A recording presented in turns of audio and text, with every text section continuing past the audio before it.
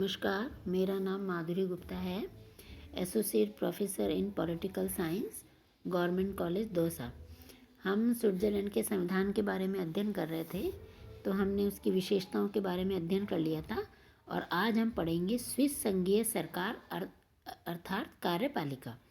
जो स्विस संघीय सरकार है, उसमें लोकतंत्र की जो अध्यक्षात्मक व मंत्रिमंडलीय प्रणालियों के सबसे अच्छे गुणों को अपनाया गया है।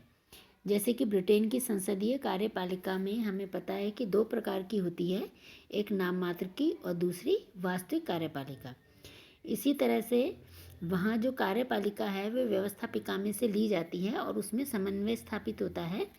और जो अमेरिका की अध्यक्षीय कार्यपालिका है, उसमें एक ही तरह की कार्यपालिका होती है और वहाँ शक्तियों के पृथक्करण को अपनाया जाता है, अर्थात कार्यपालिका और व्यवस्थापिका में पृथक्करण होता है, वो उसमें से नहीं ली जाती, यानी तीनों अलग अलग होती हैं। परंतु व्यवहार में वहाँ नियंत्रण व संतुलन के सिद्धांत को अपनाया गया है कि शासन के एक अंग को बाकी शासन के जो दोनों अंग हैं वो नियंत्रित करते हैं। लेकिन जो स्विट्ज़रलैंड है, वहाँ पे बहुल कार्यपालिका को अपनाया गया है और उसको वहाँ पर संघीय सरकार कहा जाता है। यह कार्यपालिका जो शक्ति होती है वो एक परिषद में निहित होती है और कार्यपालिका को वहाँ पर दलगत राजनीति से दूर रखा गया है। 1848 में का जो संविधान था उसमें स्विस कार्यपालिका को संघीय परिषद का नाम दिया गया था, लेकिन जो नया संविधान है उसमें इसे संघीय सरकार नाम दिया गया है। अब है स्विस संघीय सरकार और उसका संगठन। रचना की दृष्टि से देखें तो नए संविधान का जो अनुच्छेद है 175 में संघीय सरकार के गठन तथा कार्यकाल का उल्लेख किया गया है। सदस्य संख्या इसकी 7 है, यानी जो संघीय सरकार है उसमें 7 सदस्य होंगे। चुनाव, इसका चुनाव संघीय संसद के दोनों सदन एक संयुक्त बैठक में करते हैं। कार्यकाल इनका 4 वर्ष होता है और इन्हें अवधि से पूर्व नहीं हटाया जा सकता है। अगर समय से पूर्व कोई स्थान रिक्त हो जाए तो ऐसी स्थिति में जो संघीय संसद है वो अपने अगले अधिवेशन में शेष अवधि के लिए किसी नए व्यक्ति का चुनाव करके उसे भर देती है। आगे है संघीय जो परिषद के जो सदस्यों के चुनाव में कुछ परंपरा है और कुछ नियम हैं, उनके अनुसार वो कार्य करते हैं। जैसे कि संघीय सरकार के जो 7 सदस्य हैं वो प्राय सभी दलों से लिए जाते हैं, यानी वो एक ही दल के नहीं होते हैं, सभी दलों का प्रतिनिधित्व उसमें होता है। साथ ही उसमें सभी कैंटनों को प्रतिनिधित्व दिया जाता है और एक ही कैंटन से एक से अधिक सदस्य नहीं लिए जाते हैं, यानी कहने का अर्थ है कि सभी दलों को, सभी कैंटनों को महत्व दिया जाता है। साथ ही इसमें जो रक्त संबंध है वे वैवाहिक संबंध के आधार पर निकट संबंधी सरकार के सदस्य नहीं हो सकते हैं। जैसे पिता पुत्र है वो दोनों नहीं हो सकते हैं, या पति पत्नी है वो ऐसे नहीं हो सकते हैं कि संघीय सरकार में एक ही परिवार के सदस्यों को नहीं लिया जाता है। और साथ ही ऐसा इसलिए रखा गया है कि सरकार में भाई भतीजावाद नहीं हो और निहित स्वार्थ या गुटबंदी से संघीय सरकार के सदस्य दूर रहें, ऐसा इसलिए किया गया है।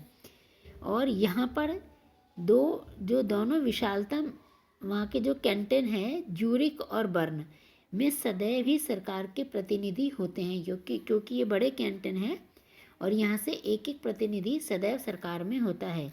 इस प्रकार ये कैंटन के स्थायी सदस्य हैं और शेष 5 स्थानों के लिए अन्य कैंटनों के प्रतिनिधि बारी बारी से चुने जाते हैं।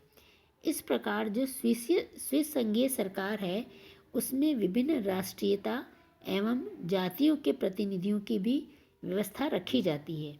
जैसे कि फ्रेंच और जो इटालियन भाषी कैंटनों के लिए स्थान सुरक्षित रखे जाने की व्यवस्था है। कहने का अर्थ है कि जो फ्रेंच और इटालियन भाषी कैंटन हैं उनके लिए स्थान सुरक्षित है कि वहाँ से हमेशा 2 सदस्य चुने ही जाएंगे।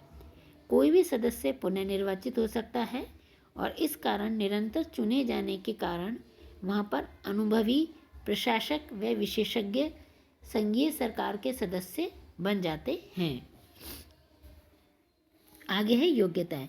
कोई भी व्यक्ति जो प्रतिनिधि सदन का सदस्य चुने जाने की योग्यता रखता है, संघीय सरकार का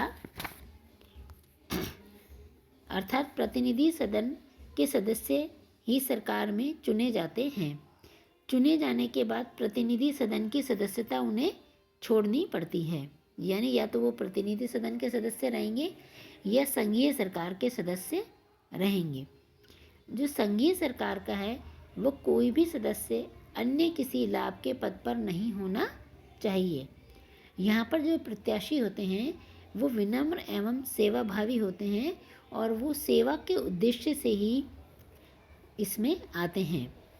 अब संघीय सरकार के अध्यक्ष और उपाध्यक्ष कौन होंगे, क्योंकि हमें पता है कि इसमें 7 सदस्य हैं, तो एक अध्यक्ष होगा और दूसरा कोई उपाध्यक्ष होगा।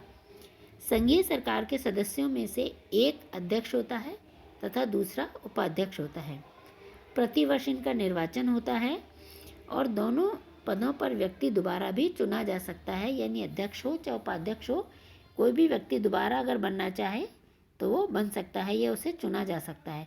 पर अब परंपरा के अनुसार सरकार का जो वरिष्ठतम सदस्य ही अध्यक्ष बनाया जाता है, यानी संघीय सरकार में 7 सदस्य होते हैं और जो वरिष्ठतम होता है, जिसकी आयु अधिक होती है, वह अध्यक्ष बनता है और उसके नीचे वाला उपाध्यक्ष बनता है और अगले वर्ष उपाध्यक्ष अध्यक्ष के पद पर आसीन हो जाता है।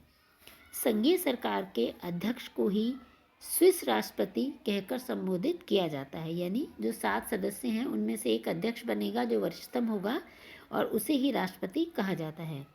सुविधा, स्तर या अधिकार की अगर दृष्टि से हम देखें तो अध्यक्ष पद का कोई विशिष्ट महत्व नहीं है, यानी उसे कोई विशेष सुविधा नहीं मिली हुई, उसके स्तर में कोई बढ़ोतरी नहीं होती और उसे अधिकार भी कोई अधिक नहीं मिले हुए होते हैं। यह पद बारी बारी से सभी सदस्यों को प्राप्त होता है। वह अन्य सदस्यों के निर्णयों को नहीं बदल सकता है। राष्ट्रपति केवल इतना ही करता है कि वह सरकार की बैठकों की अध्यक्षता करता है या देश विदेश के जो औपचारिक कृत्य होते हैं, जो कार्य होते हैं, उनका संपादन करता है, सरकार के कार्यों का निरीक्षण एवं संचालन करता है और अध्यक्ष के पास कोई वीटो पावर भी नहीं होती, यानी संघीय सरकार के द्वारा निर्णय लिया जाता है वह बहुमत से लिया जाता है। तो ऐसी स्थिति में अगर अध्यक्ष सहमत नहीं है तो उसके पास में वीटो पावर नहीं है, उसके कोई विशेषाधिकार भी नहीं होते हैं।